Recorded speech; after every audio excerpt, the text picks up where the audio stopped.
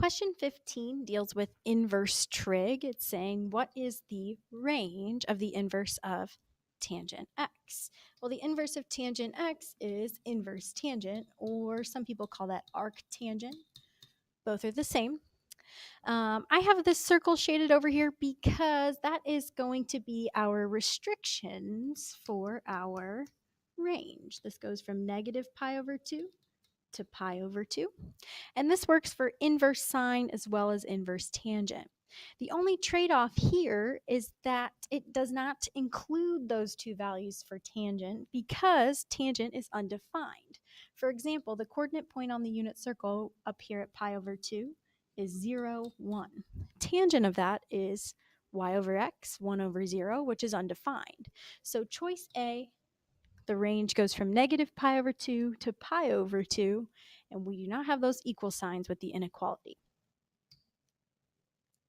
Number 16 is a triangle problem that deals with James and Samantha. So if we kind of draw the triangle here, it says James and Samantha are standing 10 meters apart from one another.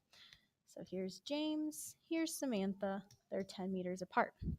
James is looking up at a bird, which is between the two of them, at an angle of 74 degrees. And Samantha sees that same bird at an angle of 47 degrees. The question's asking us to find the distance from Samantha to the bird. This is an angle side angle triangle, which means that we are going to be using the law of sines. This is a formula that will be provided to you on the final exam. We need to set this up. We know that we want sine of 74 over x, since x is what we're solving for. But we need one more piece of information before we can actually solve this problem. We need to know the angle that's across from the side length 10. So what you need to do is add your two angles up that you already have and subtract them from 180. 180 minus 74 minus 47 is going to be an angle of 59 degrees. So that's what we can put directly into these proportions.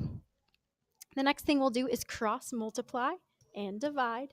10 times sine of 74 is equal to x multiplied by sine of 59. There's our cross multiply. Then we divide by sine of 59. We make sure we're in degree mode and we enter this into our calculators. The value that you get for x, the distance from Samantha to the bird, is 11.2 meters. Choice C.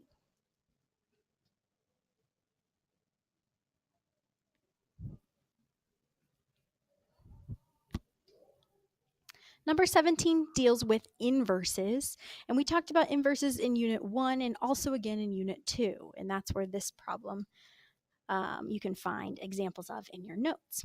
The inverse of a logarithm is automatically going to be an exponential function. Those are inverses of one another. So you can use context clues and eliminate choice C and D. In order to find the inverse, you switch x and y. So y is over on the left, and now that's going to be x. And we're going to replace that x buried on the right side with a y. We need to convert this to an exponential equation. So the 5, the base, picks up the answer and equals what's inside. 5 to the x equals 2y minus 1. Add 1 over,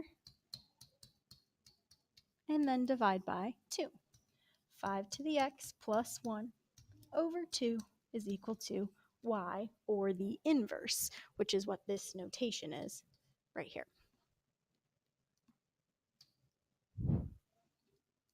Number 18 deals with a limit as it is approaching positive infinity. We talked about rules of limits back in Unit 7 with rational functions as well as polynomial functions, but this one doesn't fit that criteria. So we're going to have to graph this one in the calculator and see what that end behavior is. When I graph this function, I'm going to use that fraction feature, alpha y equals, and I'll type in 3 to the x, that's the variable, minus 1 over 3 to the x. When I graph this, kind of looks a little bit like a logarithmic equation where it's slowly building taking its time.